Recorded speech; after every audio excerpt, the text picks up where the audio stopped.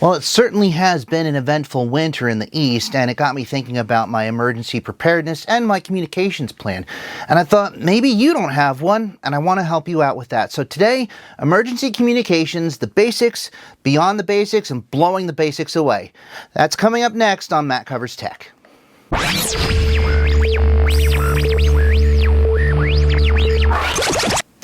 Welcome back to the channel. If you have no intention of ever picking up a two-way radio and using it to speak to someone, this video is for you. If you have a telephone, this video is for you. If you have a GMRS license, this video is for you. If you have your ham license, this video is for you. If you ever go off-grid, this video is for you. If you never go off-grid, this video is for you. I think you get what I'm saying. Today we're going to go over emergency communications, from basic to blowing basic away. And within this video, I think everyone will find something that they can implement to better prepare themselves in the case of an emergency, whether it be a weather event, a fire, a medical event, whatever you can think of, you'll be better prepared. Now, just a little bit of background to tell you where I'm coming from. I am a licensed ham operator. I have been for several years now. But even before that, I was in the Civil Air Patrol as a senior member. I was a first lieutenant, and I was a public affairs officer. And in that role, I developed a crisis communications plan, which was adopted by our wing. I also became a communications officer, meaning I started to operate radios and things like that. So I learned quite a bit from them as far as emergency preparedness. It's a great organization. If you've never heard of the Civil Air Patrol, look into it. Go civilairpatrol.com. Great program for kids. Decent program for seniors. I just kind of grew away from it, and after 8 or 9 years, I just resigned my commission, but I met some awesome people in that program. Learned a lot. So I want to share some of what I learned from that with you, and some of what I learned even beyond that. So let's start out with the basics, things that we all can do to be better prepared for communications in emergency situations. Now, of course, mostly everybody has one of these, and some of them can even use satellites these days to send text in emergencies. One thing I would encourage you to do is enter your emergency contacts on here. It doesn't take long. It can help out a friend who needs to call someone for you. It could help out your kids if they need to contact someone on your behalf, as long as you're able to unlock the phone. Just a really good idea to have your emergency contacts at the top of your list on your phone, ready to go. Also, maybe your kids haven't used one of these yet, but they're going to eventually, of course. Teach them how to do it. Teach them how to dial emergency numbers. Usually 911 does not require any kind of login, so that's cool. But not every situation requires 911. It might just be calling the neighbor, calling the local police, or not the local police, you dial 911 for that, but calling the neighbor, calling a friend, calling a sibling, aunt, uncle, whatever. That's when that comes in handy. I would also encourage you to have a backup for this. Most people have these, and everyone who was on Verizon about a month ago found out that they don't always work. If your particular network goes down, you have no phone service. Now, like I said, the iPhones and I think some of the Androids can use satellite communications to send texts in emergencies. You have to be outside, you have to be able to actually hit the satellite. That's awesome. But I would encourage you to go one step further and either have POTS, POTS, which is plain old telephone service. That's some old jargon. Or even have a phone line through your cable provider. And that's what we do. And in fact, we have this hooked up to our phone modem from the cable provider. This works even if the power goes out because the modem itself has a battery backup in it. Now, I could add another battery backup like from APC or something and plug that in and keep it running even longer if I wanted to.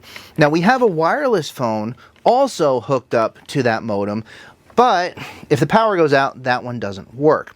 So on our wireless phone, we have contacts listed that can be speed dialed, and we taught our kids how to use that function. On this, that doesn't exist, so what do? Good old paper and pen.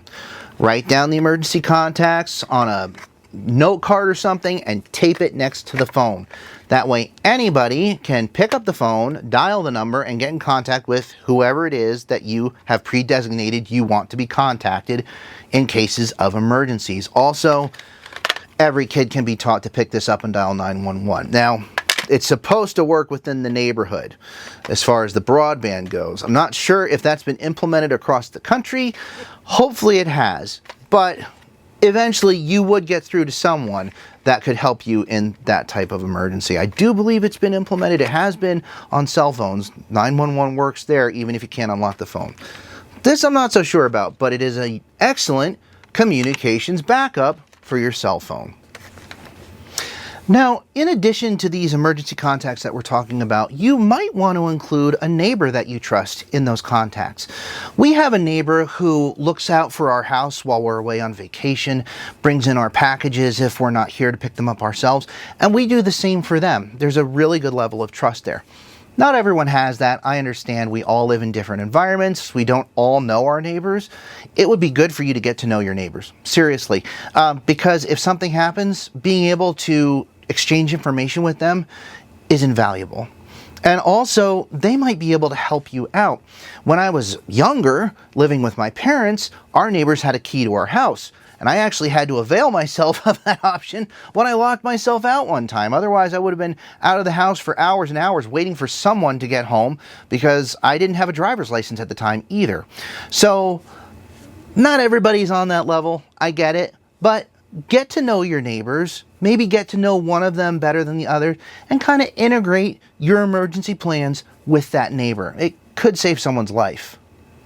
And building on that point, the physical contact kind of thing, have a meeting point that everyone has agreed on where you can meet if something happens and all communication goes down. This could be your backyard. It could be a local park. It could be 20 miles inland if you're kind of worried about, global things happening. I don't want to say too much more. Something like that. Somewhere where you say, if things go south, we meet at this place. Or if we haven't heard from each other in 24 to 48 hours or whatever on a time frame you want to put that on, we're going here. And we're going to expect to see so-and-so here, otherwise we know something is very, very wrong. Because at that point, you can communicate person to person. That is still communication. It's the oldest communication network in the world, telephone, television, tell a friend. So having a pre-agreed upon point to meet is extremely important and very valid. And like I said, in the case of a fire, maybe it's your backyard. But in the case of something bigger, another location that you and your emergency contacts know, no one else needs to know about it. Now, beyond, phones and that kind of thing, and maybe you have a television that has an aerial antenna. If you do, awesome. You can still pick up things over the air, assuming you have power. But let's say you don't have power. How do you get your information, weather, that kind of stuff? I'd recommend picking up an AM/FM weather radio. Rechargeable is ideal, but if you can't get a rechargeable, then stock up on whatever kind of battery it takes.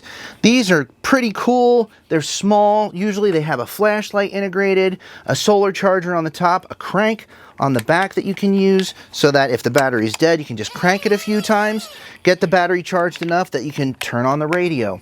These pick up AM, FM, and weather, so of course your weather forecast for your area, that can be extremely important. FM can just raise your spirits by, listening to music, assuming that the FM stations are still up. And AM for news, that's your window to the world if everything else gets cut off. Very important to have, and I have actually used these when the power went down because, couldn't turn on the TV, but we could listen to the radio and find out what was going on. It's honestly not just information, it's a morale boost. Now, if you want to take it one step further, you can get something like this. Now, this still has the flashlight and everything, still does AM, FM, does the weather radio, actually has weather alerts where an alarm will sound if some type of warning is issued by the National Weather Service. This thing raises Cain and lets you know that something's up. But what this has is shortwave. Now, shortwave can be your window to the world if everything gets cut off. Assuming the shortwave stations are still up and broadcasting, you can hear news from other parts of the world, which can give you insight into even what's going on here by how the world is kind of viewing it. I've heard things from Radio Romania, Radio Japan, oh my goodness, I think Radio Tibet I've picked up maybe. Pretty cool. And just using the built-in antenna.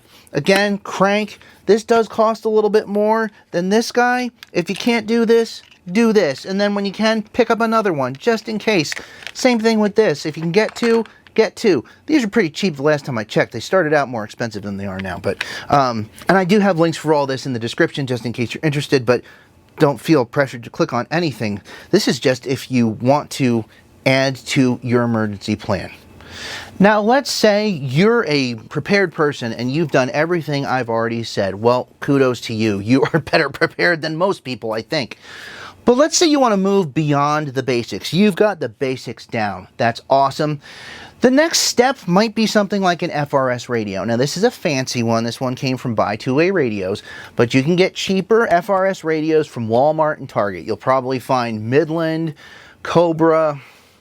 I can't remember some of the other brands, but you'll definitely find those at Walmart and Target in blister packs.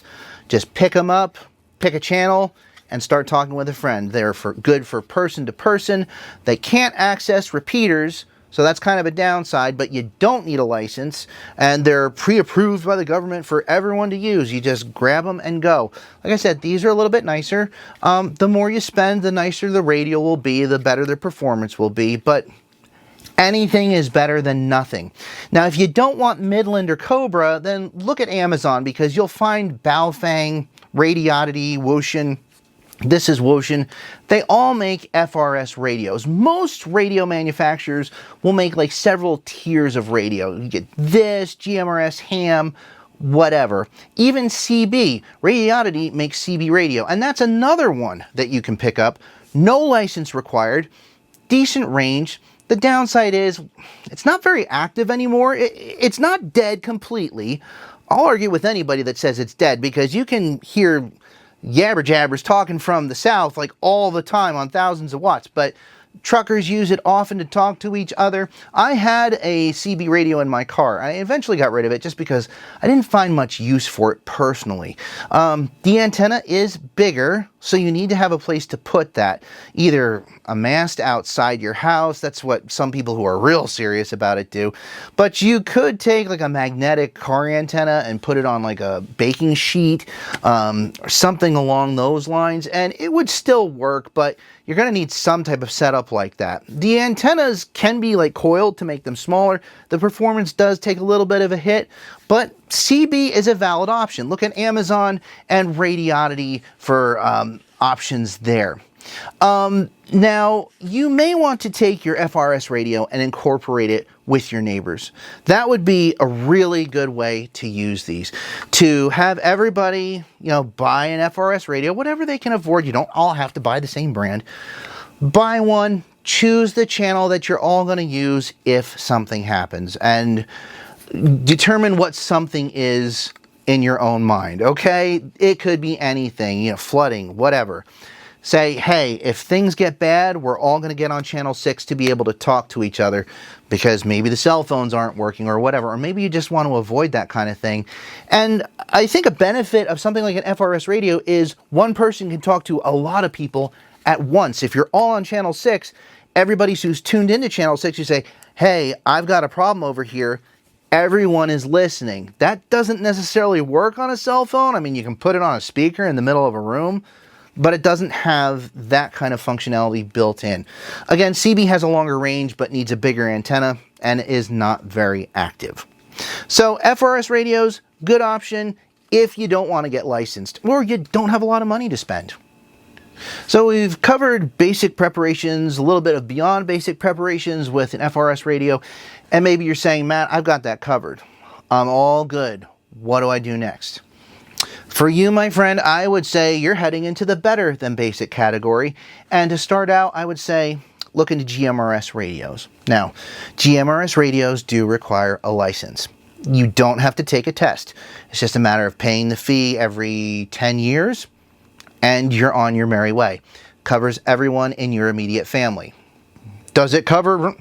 Yes. We'll leave it at that, okay? You can get these on Amazon or Radiodity. Baofeng makes them, Wushin makes them, Radiodity makes them. This happens to be a Retevis HA1G, which is an excellent radio. This thing is tough, waterproof, works well, easy to use, good speaker of everything. I really like these. You can get these on Amazon or directly from Retevis. It says Alliance on the front because Retevis and Alliance are the same company. I don't exactly know how. I think Retevis is the consumer arm of the company, but yes, an excellent one. Again, you do have to have a license, but it's not that big of a deal. There are videos out there that show you how to go through the process of getting your license because, of course, the FCC has a government website, and we all know how wonderful those are to use. They are channelized for ease of use. Just like FRS radios, you just pick a channel and talk. You don't have to worry about frequencies. You can use local repeaters on these. There are GMRS repeaters across the country. That gives you super range at that point. I'm talking 30 miles that you could go, maybe further if you have access to the repeater. Person to person, 3 to 5 miles maybe, given that these are more powerful than FRS radios. You can go up to 5 watts. You can actually go higher than that if you have a mobile unit. But for the handhelds, let's say 5 watts, okay? And you can get 3 to 5 miles with that if you've got a clear shot between you and the other guy. If you can hit a repeater 20 plus miles easily. So if you want to get beyond the basic and do a little bit more, I think a GMRS license is your best option at that point. Again, you're going to want to incorporate this with friends. What channel do we hit if there's a problem? Or maybe you want to set up a repeater. You can do that. It's really cool. This can get you into radio and two-way communication without all the headache of testing for the ham license like I did. Now, let's say you want to blow basic away. You're like, Matt, I want to do everything I possibly can to help out my community in an emergency. Full stop. If that's the case, then you are looking at becoming a ham radio operator. Now, ham radios are made by Yaesu, EmComm, Kenwood, Baofeng, Radiodity, and Wushin, Retevis, TYT. All of these companies make ham radios, and they can be found on Amazon.com, Radiodity.com, BetterSafeRadio.com, Buy2radios.com, Banggood.com. They're all over. If you just look up amateur radios, you're going to start finding them. And they run the gamut in price. In fact, I have one here. This one I recently did a review on. This is a Wushin from Better Safe Radio. Excellent radio. Not the cheapest one out there. Not by a long shot, but very good. And they do have different features. Some of them are waterproof, some of them are not. There's actually a ham version of this HA1G that's waterproof. It's excellent. It's called the HA1UV. I have that one too. But yeah, you can, pick whatever fits your price range. Pick whatever fits your interest as far as what kind of features you would want. Now, that being said, these do require a license. And you do have to pass a test. Now, there's 3 tiers. There's technician, general, and extra. Not everybody goes for all 3 tiers. It depends on what you want to do. Technician is enough for most everything that you would do on one of these. If you wanted to get into HF, where you have like the antenna in your backyard and it's either a wire going across the whole thing or you've got the tower kind of stuff, you're probably going to want to sit for your general. So you can test for all 3 at the same time. You can test for 1. If you test for 1, you pay 1 fee, testing fee, and you can just test for however many you want. Now, if you pass your test, you do have to pay a fee to the FCC, but it's good for 10 years. So just like GMRS, you're paying $30, 10 years, and once you've passed the test, you don't ever have to pass it again. You can just keep renewing your license, and you're good to go. Now, unlike GMRS, a ham radio license does not cover your family per se.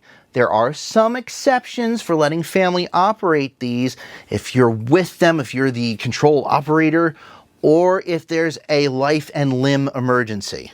But in general, don't think that just because you have a ham license that your son, daughter, wife, brother, sister, whoever can operate these. Don't count on that. It could get you in trouble. You can have access to local repeaters on these. In fact, they're probably the most repeaters in the United States are ham. I'm not sure if that's going to stay that way, or if GMRS is going to catch up or whatever.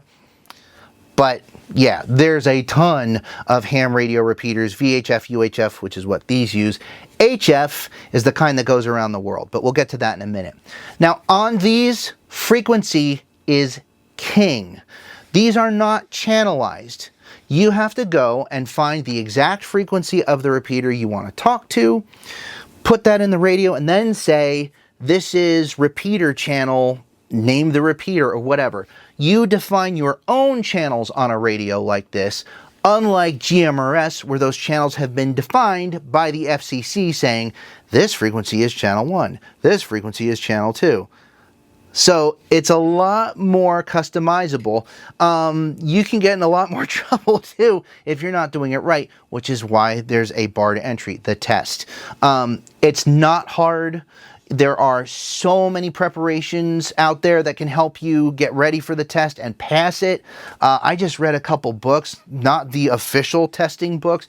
I picked them up on Amazon. It's like Get Your Technician Class the Easy Way or something like that. I tested for technician and general in the same sitting and got both. And the rest is history. Ham radio offers you the highest transmit power available, bar none. And you are able to use aftermarket antennas. Now, you can use aftermarket antennas on a GMRS radio. That is possible. You cannot use aftermarket antennas on FRS. They are fixed. They do not unscrew like this. But on this particular radio, when I was using it, I put on a different antenna because it just performed a little bit better than this one. But this one isn't bad. So again, more customizable for what you want to do. But you also have to make sure that the antenna you're plugging in is appropriate, and that gets into what some of the testing kind of covers, like what dangers are there if you transmit without an antenna attached. And there could be dangers. Maybe not on one of these, but on something else. Oh yeah. Okay. Now, with these, up to 60 plus miles person to person on VHF, UHF, maybe more. It really depends on how much power you have. If you're using a mobile style radio, not necessarily one of these, but a mobile style radio that's doing 50 watts, and your buddy has the same kind of setup and you're both using elevated antennas, you could hit 60 miles. You could. I have hit a repeater from my house that's 60 miles away. Not every night, but yeah, it can be done. Person to person with one of these, 5 miles. About. If there's a lot of obstructions in the way, don't count on it, but yeah. Now, if you get into HF, if you get your general or your extra and you get into HF where you're putting the small tower up in your backyard, or you're running a wire from the peak of your roof down to a tree or something like that, well, then you can go around the globe because you're bouncing it off the ionosphere, coming back down somewhere over the Pacific or over the Atlantic or whatever. And then there's things that kind of travel along the ground. It depends on what band you're using. But it opens up this whole world of international communications. Big miles for a repeater. You're going to hit big miles if you're transmitting on ham and hitting a repeater. You can also transmit text via something called APRS and data via programs like FL Digi, which is kind of like sending a fax over the air. In my Eris Races group, which is an emergency services amateur radio group, we do FL Digi practice every Monday night after our regular net, where we check in and check our equipment. And we're able to send pages of weather reports and everything in the matter of seconds. It's pretty cool. And like FEMA, here in this state, PEMA, Pennsylvania Emergency Management Association, they use that and they implement that in their emergency communications programs. They actually have us integrated into their system that if something happens, we can start to transmit information for them through FL Digi. Now, that is only legal on ham radio. You can't do that on GMRS. You can't do that on FRS. So if you're interested in being kind of the tip of the spear when it comes to communications, especially for your neighborhood, ham radio is probably the way you want to go. Now, this last thing I'm going to talk about definitely falls into the blowing basic away category. However, it does not require licensing. What I'm talking about is Meshtastic or Meshcore. Which one you choose depends on your area. You'll find that one is more popular than the other, and I would encourage you to go for the more popular one in your area. The most cost-effective way is to build a node on your own. You order the board off of Amazon or AliExpress or Banggood or whatever, and you connect it to power, and off you go. And that's what I did with this one. This is a Meshtastic node. This is built off of what they call a LilyGo T-beam. There's a Heltec chip out there called the Heltec V3. I think there's actually a V4 out right now. But you put the chip in, you put a battery on it, you put an antenna on it, you build a case for it, you flash the firmware to it, and then you connect it to your phone via Bluetooth. This allows you to send text messages for miles and miles to anyone else with a similar type of node with no cell phone grid necessary. Mobile grid, not needed. Mobile data, not needed. Wi-Fi, not needed. The only thing you need is this, a power source of some sort, and most of these can be powered by rechargeable batteries. So yes, you can plug them in and leave them plugged in, but they'll have a backup battery that's always ready to go on the inside. How long it lasts depends on the battery, but as long as you've got power and your cell phone connected to it, you can send text messages for miles.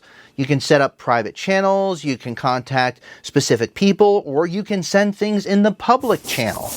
Most Meshtastic devices have the public channel as default, and people are talking on there all the time. So the downside of something like this is it's dependent on the users to put up enough nodes to cover an area. Now, where I live, it's not a problem, but when I first started, there were fewer. As this has gained popularity, more and more of them have started to pop up, thereby increasing the mesh. So this is a decentralized network of communication devices that all talk to each other. It's pretty dang cool. Now, Meshcore is a little bit different, not by a whole lot. Some people prefer it because of the way it can transmit those messages to people within the area. Some people find it to be more effective. That's awesome. Right now, there's not a whole lot of people using Meshcore in my neck of the woods. I tried it, didn't really find anybody, but in other places, it's really taking off. So if you find that Meshcore is more popular in your area, go with that. Now, in order to use these, you need a phone that can talk to this via Bluetooth, or they do have all-in-one units that have a keyboard attached to this, basically, and then you don't have to use any kind of phone with it. It can just run off the device. The downside is those cost a bit more than something like this. This probably cost me $30, maybe $35 total to put together, and this is the second one that I did. I actually have two. Another upside of this is that it's gaining popularity. More and more people are buying these and setting them up and finding just how fun this is and how cool it is to have a network of communication that relies on nothing. So, yeah. So, that's what I have for you. I normally do, reviews and things like that, and that's fun and cool, and I love doing that, but I don't want this channel to just be about that. I want to give you useful information that might help you out. So if you learned something, if you enjoyed this, leave a comment below and let me know. Also, if there's something that you want to have me cover in depth, I'm more than happy to do that. I love to do that. I love to share information. I was a college professor for a while, and I love teaching and seeing the success of my students. So, hey, if there's something you want me to cover, let me know that in the comments too. Really appreciate being here. Thanks for spending the time with me. And remember, when it comes to tech, I've got you covered.